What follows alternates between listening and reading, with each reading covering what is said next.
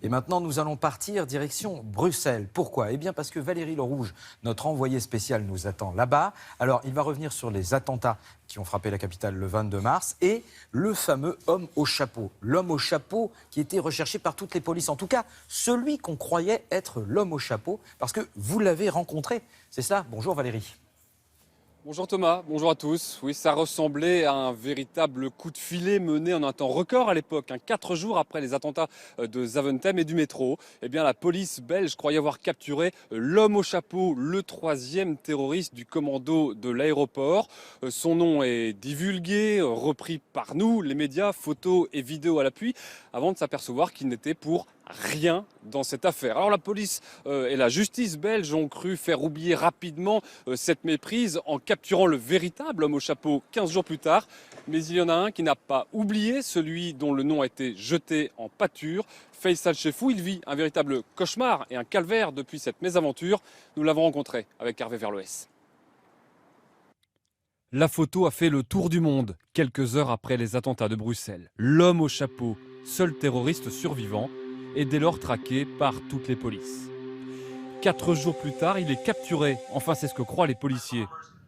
Tous les journaux dans le monde diffusent son portrait et son nom. Son nom, Faisal Chefou. Nous retrouverons nos envoyés spéciaux. 7 mois plus tard, Faisal Chefou remonte péniblement la pente. J'ai vu ça quand j'étais en prison, ça me rappelle des mauvais souvenirs. Sa photo qui est diffusée dans le monde en vous traite de terroriste, c'est que des mauvais souvenirs. Son seul tort, s'être rendu en tant que journaliste indépendant près du métro où a eu lieu la 2e explosion. Il y apparaît sur un cliché reconnu par un témoin clé. Le taximan qui a transporté les terroristes, lui, voilà, il était sous stress, il était stressé. Donc on lui a montré une photo et il a dit directement, ben oui, c'est lui, il lui ressemble, ça correspond et on vient, on m'arrête.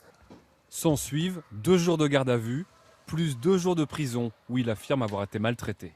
Quand je suis arrivé le samedi à la prison, on m'a donné des spaghettis et il y avait plein de crachats dessus. Voilà, tous les gardiens avaient craché dessus et on me l'avait donné et c'est là que je me suis mis en grève. Donc je suis resté, j'ai rien mangé de mon arrestation jusqu'à ma libération, j'ai juste bu un petit peu d'eau. Après 4 jours, le juge comprend qu'il y a méprise. Faisal Chefou est libéré sans condition, mais le mal est fait. La banque m'a mis dehors, sans raison valable. Elle m'a envoyé un courrier recommandé en me disant, voilà, la banque peut arrêter toute relation avec le client quand elle le souhaite. Je ne peux plus trouver du travail, je sors, on me reconnaît, j'ai toujours peur, j'ai peur, j'ai reçu des menaces de mort. J'ai peur qu'on m'attaque, j'ai peur qu'il y ait un fou qui m'agresse dans la rue. Mais bon, je continue à vivre. Hein. C'est pas ça qui va m'empêcher de vivre. Mais voilà, c'est le regard des autres aussi, les gens qui changent de trottoir, ce genre de choses. Faisal Chefou ne ressent pas de haine, plus de l'incompréhension et de l'amertume qu'il entend bien raconter dans un livre pour l'aider à tourner la page. Alors dites-moi en fait, Valérie, cet homme n'a pas été interpellé complètement par hasard. Alors effectivement, il y a une méprise totale, une erreur même, mais il était déjà connu des services de police. Hein.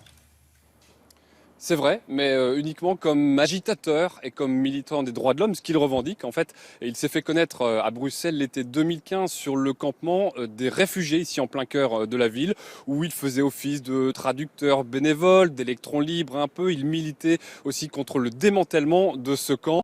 Ce n'est donc pas tant la police qui le connaissait bien, mais le bourgmestre, le maire de Bruxelles, qui l'avait formellement interdit d'accès au campement pour trouble à l'ordre public. C'est un agitateur, ce n'est pas un homme totalement sans reproche, qui ne fait pas de lui un terroriste.